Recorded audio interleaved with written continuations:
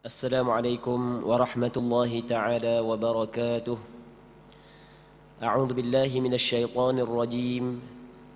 بسم الله الرحمن الرحيم. الحمد لله رب العالمين، والصلاة والسلام على أشرف الأنبياء والمرسلين سيدنا محمد وعلى آله وصحبه أجمعين.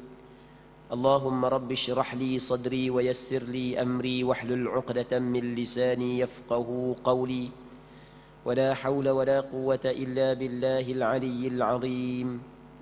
اللهم انفعنا بما علمتنا وعلمنا ما ينفعنا وعلمنا ما جهلنا وذكرنا ما نسينا. اللهم يسر ولا تعسر، رب تمم بالخير. اللهم افتح علينا فتوح العارفين، وفقنا توفيق الصالحين. اللهم لا سهل إلا ما جعلته سهلا وأنت تجعل الحزن إذا شئت سهلا. InsyaAllah kita sambung balik pengajian kitab Bulughul Maram yang membincangkan tentang hadis-hadis yang berkait dengan hukum hakam yang dikarang oleh Al-Imam Al-Hafidh Ibnu Hajar Al-Asqalani rahimahullahu subhanahu wa ta'ala, wa nafa'anallahu bi'ulumihi fid darain amin. Kita hadis yang ke-500 daripada kitab Bulughul Maram, iaitu bab salatil khauf, bab pada membincangkan tentang sembahyang di dalam ketakutan. Muslimin muslimat yang dirahmati oleh Allah Subhanahu wa ta'ala, yang dimaksud dengan sembahyang ketika takut adalah sembahyang di dalam peperangan. Jadi semua kita maklum bahawasanya sembahyang 5 waktu sehari sembahyang adalah rukun Islam yang menjadi kewajipan yang difardukan kepada setiap mukallaf. Setiap mukallaf, orang Islam yang berakal, yang baligh, yang tidak ada haid dan nifas, wajib dia kena mengerjakan sembahyang fardu 5 waktu sehari semalam. Cuma dalam beberapa keadaan, dalam keadaan-keadaan tertentu, ada kelonggaran yang diberikan oleh syarak bagi kita dalam mengerjakan sembahyang. Antaranya adalah ketika kita bermusafir, yang mana antara kelonggaran yang diberi oleh syarak bagi orang yang bermusafir dalam mengerjakan kewajipan sembahyang adalah sembahyang yang 4 rakaat boleh dibuat 2 rakaat, ataupun dalam istilah fiqh dinamakan sebagai qasrus salah. Asal setiap sembahyang ada waktunya yang tertentu, tetapi diberi kelonggaran kepada orang yang bermusafir dengan melakukan 2 sembahyang di dalam satu waktu, yang dinamakan sebagai jam'u as-salatain, menggabungkan 2 sembahyang. Begitu juga bagi orang yang sakit, yang pada asalnya adalah sembahyang ada syarat-syarat dia. Syarat-syarat sah sembahyang antaranya adalah mengambil wudu. Bagi orang yang sakit yang tidak mampu untuk berwudu menggunakan air, maka kelonggaran kepadanya adalah dengan dia bertayamum. Ada beberapa rukun sembahyang yang tidak boleh dilakukan dengan biasa, maka apa yang dituntut kepada orang sakit tersebut adalah melakukan rukun-rukun sembahyang tersebut sekadar kemampuannya. Begitu juga dalam keadaan tertentu ada beberapa perkara yang diwajibkan, rukun-rukun sembahyang, syarat-syarat sembahyang yang pada asalnya diwajibkan kepada orang yang tak ada masalah, tapi diberi kelonggaran kepada orang yang tertentu. Antaranya adalah sembahyang ketika di dalam ketakutan, yang pada asalnya sembahyang dalam ketakutan ini ia merujuk kepada sembahyang dalam peperangan. Nabi sallallahu alaihi wasallam setelah berhijrah ke negeri Madinah, ada beberapa peperangan yang Nabi sallallahu alaihi wasallam menyertai, dan ada beberapa peperangan yang disertai oleh sahabat-sahabat Nabi sallallahu alaihi wasallam bersama dengan Rasulullah sallallahu alaihi wasallam. Dalam peperangan, cuba kita maklum bahawasanya dalam peperangan kita menggadai nyawa. Ketika dalam kita menggadai nyawa sekalipun, tetap kewajipan sembahyang diwajibkan kepada kita. Cuma ada beberapa kelonggaran yang diberikan kepada orang yang berada dalam peperangan. Ada beberapa kelonggaran yang berkait dengan syarat sembahyang, yang berkait dengan rukun sembahyang, yang diberi kelonggaran kepada orang yang sedang ataupun berada dalam peperangan. Apa yang disebut oleh ulama fiqh, bahawasanya sembahyang ketika takut ni bukan hanya khusus untuk peperangan. Bukan setiap yang berkait dengan ketakutan dia mengambil hukum yang sama. Tengah-tengah sembahyang tengok rimba lagi dulu. Dimaafkan pergerakan yang banyak. Dimaafkan dada lagi daripada kiblat sebagai contoh. Tengah-tengah sembahyang masjid terbakar, nasallallahu salamata wal afiyah. Rumah terbakar, nasallallahu salamata wal afiyah. Takkan nak selesai sembahyang lari dulu pada kira pun. Adakah batas sembahyang? Tidak. Walaupun berlaku pergerakan yang banyak, walaupun lari daripada kiblat. Kerana diberi kelonggaran oleh syarak untuk golongan tersebut. Ini yang kita nak bincang berkait dengan sembahyang al-khauf, sembahyang ketika dalam keadaan takut. Kata Imam Ibn Hajar Al-Asqalani, an Salih ibn Khawwat amman salla ma'a Rasulillah sallallahu alaihi wasallam yawm dhati ar-riqa' salat al-khauf anna ta'ifatan min ashabihi sallallahu alaihi wasallam صفت معه وطائفة وجاه العدو فصلى بالذين معه ركعة ثم ثبت قائما وأتموا لأنفسهم ثم انصرفوا فصفوا وجاه العدو وجاءت الطائفة الأخرى فصلى بهم الركعة التي بقيت ثم ثبت جالسا وأتموا لأنفسهم ثم سلم بهم متفق عليه وهذا لفظ مسلم ووقع في المعرفة لابن منده عن صالح بن خوات عن أبيه. Maksudnya disebutkan daripada Salih bin Khawat radhiyallahu taala an, daripada seorang yang pernah melakukan salat khauf bersama Nabi sallallahu alaihi wasallam di dalam peperangan yang dikenali sebagai peperangan Zatul Riqa'. Jadi ada seorang sahabat yang dikenali sebagai Salih bin Khawat, yang mana dia termasuk di kalangan sahabat Rasulullah yang menyertai bersama dengan Rasulullah dalam peperangan yang dinamakan sebagai Zatul Riqa'. Baik. Yang mana dalam peperangan ini segolongan pasukan kaum muslimin membentuk saf di belakang baginda sallallahu alaihi wasallam, sementara segolongan yang lain menghadapi musuh. Lalu baginda salat satu rakaat bersama dengan golongan yang membentuk saf di belakangnya. Kemudian baginda sallallahu alaihi wasallam tetap berdiri, sedangkan golongan yang tadi bersamanya menyempurnakan salatnya masing-masing, lalu salam dan membentuk barisan menghadapi musuh. Sesudah itu datanglah golongan yang lain. Nabi sallallahu alaihi wasallam meneruskan salatnya bersama dengan mereka. Lalu Nabi sallallahu alaihi wasallam tetap duduk, sedangkan mereka menyempurnakan salatnya masing-masing. Sesudah itu Nabi sallallahu alaihi wasallam melakukan salam bersama dengan mereka. Muttafaqun alaih. Teks ini adalah menurut riwayat Imam Muslim. Muslimin muslimat yang dirahmati oleh Allah Subhanahu wa taala. Dalam peperangan yang dikenali sebagai peperangan Zatul Riqa', Nabi sallallahu alaihi wasallam tetap mengerjakan sembahyang. Kerana sembahyang dalam apa jua keadaan sekalipun adalah diwajibkan kepada mukallaf. Dalam apa jua keadaan. Sehingga kan dalam peperangan. Bukan kesibukan bekerja. Kadang-kadang ada sebahagian daripada masyarakat Islam di tempat kita, kerana kesibukan bekerja sehingga tidak sembahyang. Inna lillahi wa inna ilaihi raji'un. Satu musibah. Bukan kerana kesibukan bekerja, ni dalam peperangan. Yang mana peperangan adalah suatu perkara yang orang yang berada dalam peperangan tersebut mempertaruhkan nyawa dia. Bukan kerana pekerjaan, mempertaruhkan nyawa. Tapi tetap Nabi sallallahu alaihi wasallam menjaga sembahyang.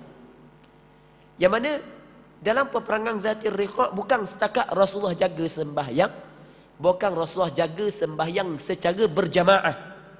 Sebab itulah berjamaah adalah perkara yang cukup-cukup penting. Dalam peperangan sekalipun Nabi sallallahu alaihi wasallam tetap jaga sembahyang berjemaah.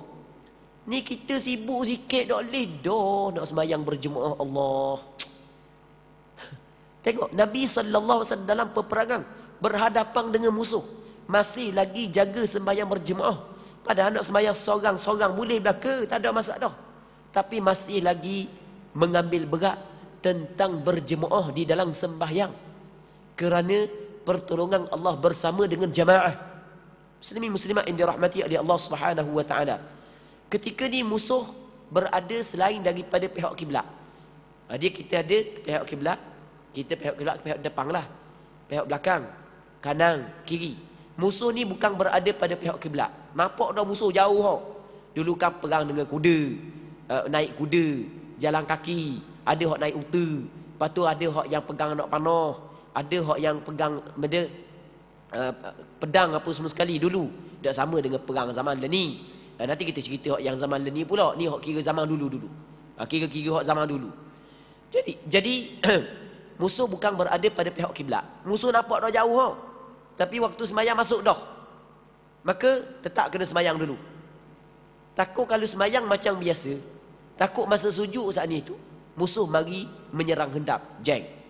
Maka kena buat cara untuk menjaga maslahah peperangan, tapi dalam masa yang sama dapat melaksanakan tanggungjawab kita sebagai hamba Allah, iaitu sembahyang, dan dapat melaksanakan sembahyang tersebut secara berjamaah. Maka bagaimana cara Rasul menyusung saf? Rasul buat dua kumpulan. Rasul buat dua kumpulan. Satu kumpulan berhadap kepada musuh. Satu kumpulan sembahyang di belakang Nabi sallallahu alaihi wasallam. Okey, kita buat contoh dalam masjid inilah. Tok Imam duduk sini. Satu kumpulan berada di belakang Tok Imam. Hak satu kumpulan lagi hadap ke musuh. Kalau musuh balik naik tu, hadap ke sana. Hak ni sembahyang. Ataupun kalau musuh balik kanan, hadap ke balik kanan. Balik kanan berlah, balik kiri tuan-tuan. Baik. Kalau musuh balik kiri yang ni, jadi sekumpulan hadap ke musuh. Hak sekumpulan lagi sembahyang di belakang Rasulullah. Jadi kalau musuh menyerang sekalipun ada hak yang jaga. Jadi hak jaga boleh kabur lalu kepada hak yang sembahyang belakang Rasulullah. Hak yang belakang ni boleh buat persiapan selalu. Nampak kan? Jadi Rasul sembahyang hak yang di belakang Rasulullah sebanyak 1 rakaat. Kalau sembahyang tu sembahyang orang musafir 2 rakaat. Bukan mesti sembahyang 2 rakaat. Kalau sembahyang 4 rakaat, cara dia adalah Tok Imam sembahyang dengan kumpulan yang pertama sebanyak 2 rakaat dulu. Kalau sembahyang 4 rakaat, kalau sembahyang 2 rakaat, sembahyang 1 rakaat. Okey, nampak kan? Nampak. Jadi Rasul sembahyang 1 rakaat bersama dengan kumpulan yang pertama. Masuk rakaat yang kedua, qiyam, maka Rasul tunggu dalam qiyam. Kumpulan yang berada di belakang Rasulullah mufaraqah, pakat selesai sembahyang masing-masing. Nampak? Nampak? Dia rakaat, Rasul duduk berdiri. Rasul duduk berdiri. Lepas tu hak yang belakang Rasulullah pakat selesai sembahyang. Rakaat lepas rakaat iktidah, lepas tu bagi salam. Selesai bagi salam, dema ni gi gati tepat hak yang nunggu tadi. Orang hak yang nunggu mari pula belakang Rasulullah sallallahu alaihi wasallam. Jadi kalau kita perhati molek cerita ni, Allahu Rabbi, begitu Rasulullah mengambil berat tentang sembahyang berjamaah. Tengok, begitu ambil berat tentang sembahyang jemaah. Dan begitu mengambil berat tentang soal pemimpin. Pemimpin mesti seorang. Padahal kalau kita kata latih 2-3 orang tak apa jadi tok imam. Mu buat jemaah suku, aku buat jemaah suku, pakak buat jemaah suku belaka. Tapi tidak. Hak yang diajak dia Rasul bukan begitu. Tapi bukanlah apakah haram kalau kita buat banyak jemaah sekalipun. Buat sembahyang seorang diri sekalipun bukanlah haram. Sebab menurut mazhab Imam Syafi'i, sebagaimana hak yang kita cerita sebelum daripada ni, sembahyang berjemaah adalah sunnah muakkadah ataupun fardu kifayah.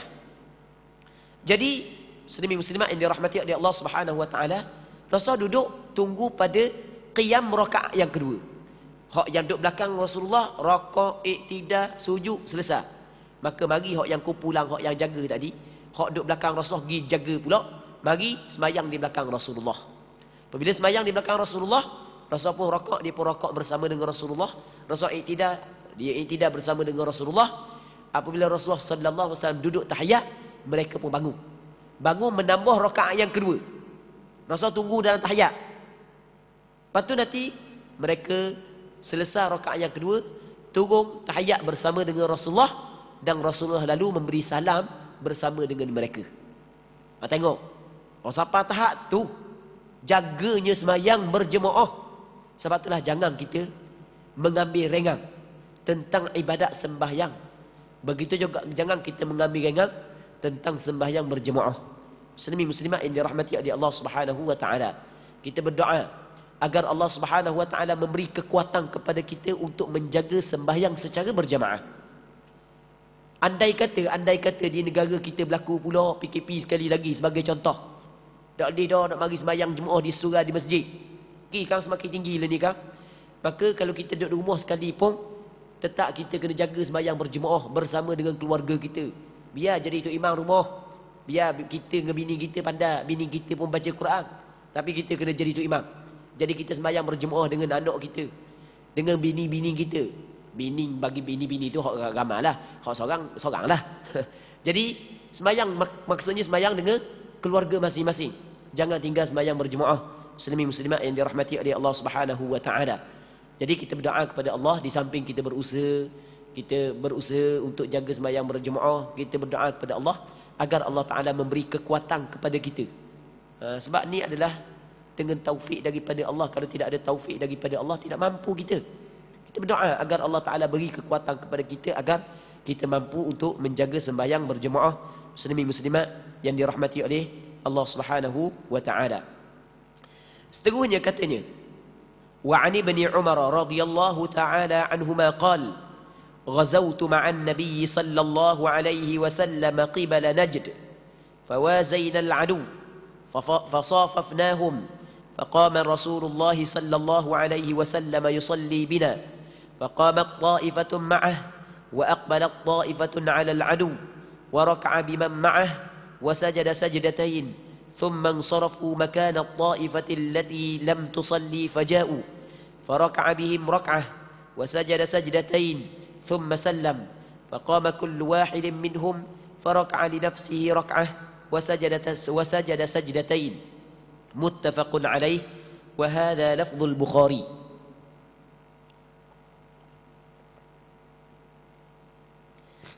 Daripada Abdullah bin Umar bin Al-Khattab radhiyallahu taala anhu katanya, aku berperang bersama dengan Nabi sallallahu alaihi wasallam ke arah Najd. Najd ni adalah satu tempat di negara Arab Saudi sekarang lah ni. Ada satu tempat di negara Arab Saudi yang dinamakan sebagai Najd. Maka kata Abdullah bin Umar, suatu hari aku berperang bersama Rasulullah di ke arah Najd. Dan saat berhadapan dengan musuh, depan dah bertentangan dah, nampak dah musuh jauh tapi nampak dah musuh. Maka ketika itu kami membentuk barisan menghadapi mereka, buat barisan. Dia cara dululah perang dengan pedang, perang dengan dengan lembing, tombak, dengan panah. Lalu Rasulullah sallallahu alaihi wasallam bangun mengerjakan solat menjadi imam kami. Allah, musuh duduk depan kau. Musuh duduk depan tu. Bukan COVID-19. Ni musuh mati pasti. Pasti pula mati. Musuh lawan dengan musuh Hak duduk depan kau. Muslimin muslimat yang dirahmati oleh Allah Subhanahu wa taala. Kematian menanti di hadapan dalam suatu peperangan yang besar. Maka lalu Rasulullah sallallahu alaihi wasallam bangun mengerjakan solat menjadi imam kami. Segolongan dari kami bangun solat bersamanya. Sedangkan golongan yang lain menghadapi musuh. Baginda sallallahu alaihi wasallam melakukan sekali rakaat dan 2 kali sujud bersama mereka. Lalu mereka beredar untuk menggantikan kedudukan golongan yang lain yang belum solat. Mereka yang belum solat pun datang. Lalu Nabi sallallahu alaihi wasallam menyambungnya dengan sekali rukuk dan 2 kali sujud bersama mereka. Sesudah itu Nabi sallallahu alaihi wasallam melakukan salam, sementara masing-masing dari mereka bangun meneruskan dengan sekali rakaat dan 2 kali sujud masing-masing. Hadis ni muttafaqun alaih, dikeluarkan oleh Imam Bukhari dalam kitab sahihnya, Imam Muslim dalam kitab sahihnya. Teks hadis ini menurut riwayat Imam Bukhari. Ada sedikit perbezaan riwayat Imam Muslim, tapi maksud sama.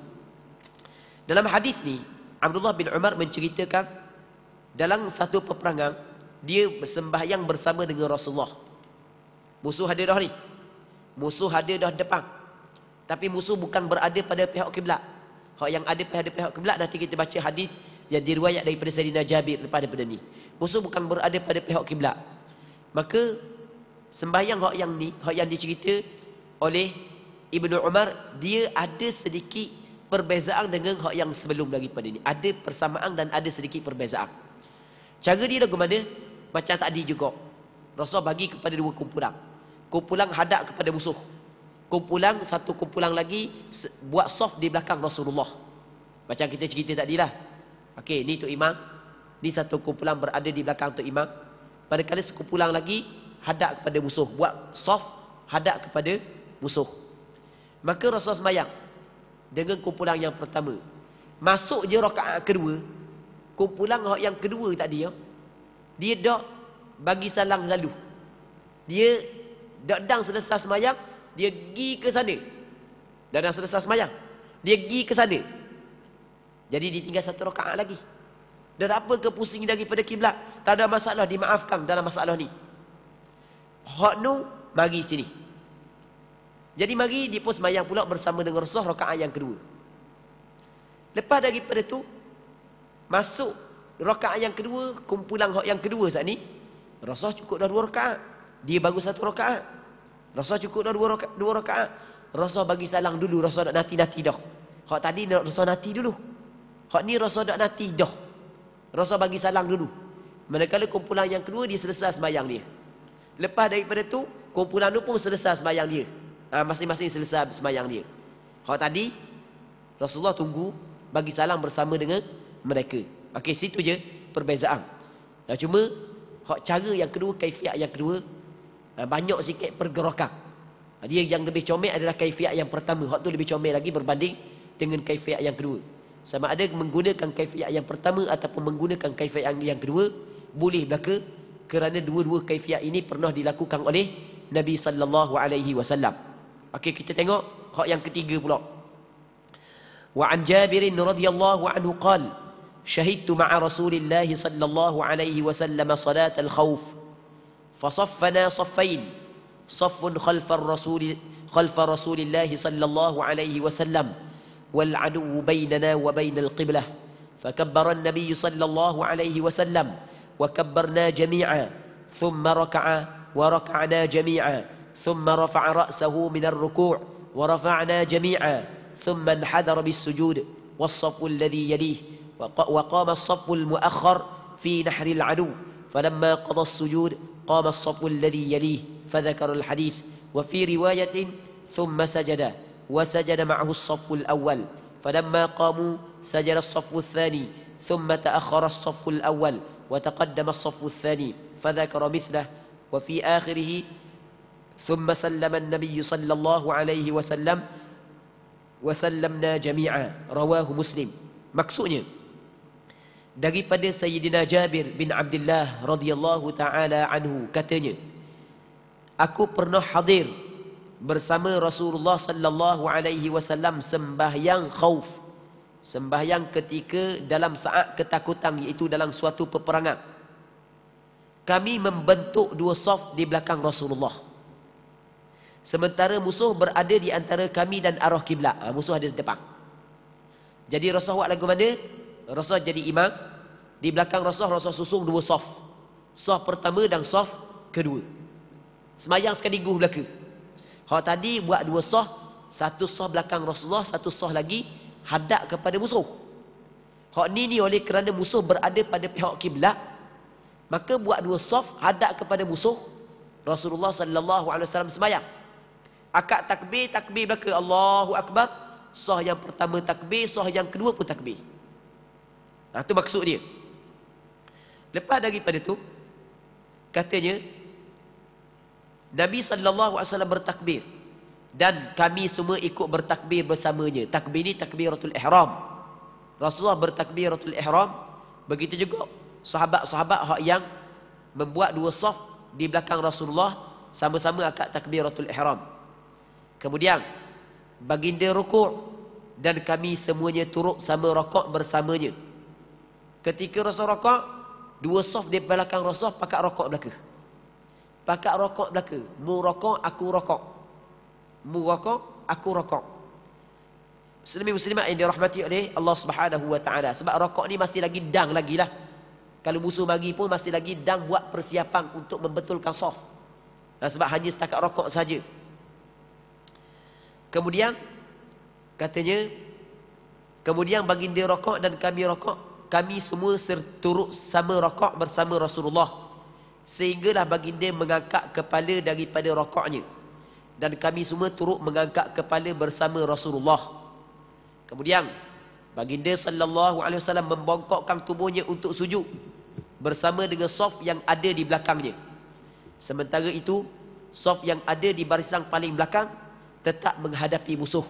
Maksudnya dua saf, saf yang pertama, saf yang kedua. Saf pertama sujud bersama dengan Rasulullah, manakala saf yang kedua masih lagi berdiri untuk menjaga musuh. Itu cara dia. Sementara itu, saf yang ada di barisan paling belakang tetap menghadapi musuh. Setelah baginda selesai dari sujudnya, maka saf yang ada di belakangnya bangun dan seterusnya. Jadi apabila Rasulullah sallallahu alaihi wasallam selesai sujud, bangun, saf yang belakang Rasulullah saf pertama itu bangun, maka barulah saf yang kedua turun rokok, turun sujud, duduk antara dua sujud, sujud yang kedua bangun sekali. Begitu juga benda yang sama dilakukan pada rakaat yang kedua. Dalam riwayat lain disebutkan, kemudian baginda sallallahu alaihi wasallam sujud dan ikut sujud bersama baginda saf yang pertama. Setelah mereka bangun dari sujudnya, barulah saf yang kedua melakukan sujud. Saf yang pertama mundur, sedangkan saf yang kedua maju.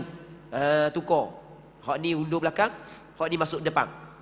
Dan seterusnya disebutkan perkara yang sama. Namun di penghujungnya disebutkan, kemudian Nabi sallallahu alaihi wasallam melakukan salam dan kami semua ikut melakukan salam pula. Salam semua pakat buat belaka, buat sekaligus. Muslimin muslimat yang dirahmati oleh Allah Subhanahu wa taala. Cuma cara sembahyang salatul khauf yang kita bincang pada malam ni tidak sesuai dengan peperangan di zaman kita. Zaman kita peperangan kalau duk stopok lagu tu kok sedap sungguh pihak musuh. Dia ada strategi dia kan, peperangan. Tetapi kalau sekiranya kembali di akhir zaman peperangan dengan orang kafir yang menentang agama Allah, sebagaimana peperangan ni berlaku di zaman Rasulullah, maka beginilah cara sembahyang al-khauf yang perlu dilaksanakan, yang pernah dilakukan oleh Nabi sallallahu alaihi wasallam. Muslimin muslimat yang dirahmati oleh Allah Subhanahu wa taala. Seterusnya katanya, wali Abi Dawud an Abi Ayyash az-Zuraqi mithluh wa zada annaha kanat bi Usfan. Menurut Abu Daud melalui Abu Ayyash az-Zuraqi menyebutkan perkara yang sama. Dalam riwayat Imam Abu Daud sebut benda sama je. Namun ditambahkan bahawa sesungguhnya peristiwa ini terjadi di Usfan. Usfan ni adalah nama satu tempat yang jarak dia lebih kurang dalam 50 km saja dengan Mekah. Ketika itu Rasulullah lebih kurang dalam 50 ke 80, lupa lebih tepat. Tak jauh manalah dengan Mekah. Ketika itu Rasulullah sallallahu alaihi wasallam nak pergi buat umrah. Dan tahun ni juga berlaku perjanjian Hudaibiyah. Baik. Katanya walin Nasa'i min wajhin akhar an Jabirin anna an-nabiy sallallahu alaihi wasallam shalla bi ta'ifatin min ashabihi rak'atain thumma sallam thumma shalla bi akharin aidan rak'atain thumma sallam. Menurut Nasa'i melalui jalur lain daripada Jabir, melalui sanad yang lain daripada Sayyidina Jabir bin Abdullah, disebutkan bahawa Nabi sallallahu alaihi wasallam salat 2 rakaat bersama dengan segolongan daripada sahabatnya, lalu melakukan salam. Kemudian salat lagi 2 rakaat bersama golongan yang lain, lalu melakukan salam pula. Ini hak yang cara lain pula. Cara lain Rasul sembahyang 2 kali. Rasul sembahyang 2 kali. Jadi sekali Rasul sembahyang dengan kumpulan ni, patut kumpulan ni pergi jaga musuh, patut mari kumpulan lain Rasul sembahyang pula sekali lagi dengan kumpulan yang kedua. 2 kali Rasul sembahyang. Sembahyang yang pertama sembahyang fardu, sembahyang yang kedua dipanggil sembahyang muadah, maka jatuh hukum dia adalah sunat. Baik. Nanti kita akan buat kesimpulan. Kita baca sikit lagi hadis yang berkait dengan apa yang kita bincang. Wa mithluhu li Abi Dawud an Abi Bakrah. Perkara yang sama telah disebutkan oleh Imam Abu Daud yang diriwayatkan melalui Abu Bakrah, seorang sahabat Rasulullah. Wa an Hudzaifah anna an-nabiy sallallahu alaihi wasallam shalla salat al-khauf bihaula'i rak'atan wa bihaula'i rak'atan wa lam yaqdu Rawahu Ahmad wa Abu Dawud wa Nasa'i wa Sahhahu Ibnu Hibban. Daripada Hudzaifah bin Al-Yaman radhiyallahu taala anhuma, katanya bahawa Nabi sallallahu alaihi wasallam melakukan salat khauf satu rakaat bersama dengan satu golongan daripada mereka, dan satu rakaat lagi bersama dengan satu golongan yang lain, dan mereka tidak mengqada salatnya, mereka itu tidak menghabiskan salatnya. Maksudnya Rasulullah saja yang menghabiskan salatnya, manakala sahabat yang di belakang Rasulullah tidak menghabiskan salatnya bersama dengan Rasulullah. Bukan dia menghabiskan salat setelah daripada Nabi sallallahu alaihi wasallam. Nanti kita buat kesimpulan sebab ni lebih kurang sama je, kita baca dulu. Wa mithluhu 'inda Ibn Khuzaimah 'an Ibn Abbas, perkara yang sama juga telah diriwayatkan oleh Imam Ibn Khuzaimah melalui Abdullah bin Abbas. Katanya wa 'an Ibn Umar radhiyallahu anhuma. Okey, sampai situ kita buat kesimpulan dulu sebab ni hadis ni oleh kerana hadis dhaif. Jadi kita buat kesimpulan berkenaan dengan hadis-hadis sahih hak yang kita baca tadi. Muslimin muslimat yang dirahmati oleh Allah Subhanahu wa taala. Sembahyang khauf kita kemudian pada permulaan pengajian kita tadi adalah sembahyang yang dilaksanakan secara berjamaah di dalam peperangan. Yang mana ada beberapa kaifiat yang pernah dilakukan oleh Nabi sallallahu alaihi wasallam. Al-Hafiz Ibnu Hajar di dalam kitab Bulughul Maram dia tidak menyebut ke semua kaifiat tersebut, hanya dia menyebut beberapa kaifiat sahaja. Antaranya adalah musuh tidak berada pada pihak kiblat, musuh berada pada pihak yang lain. Maka cara Rasulullah sallallahu alaihi wasallam sembahyang adalah Rasul buat dua saf.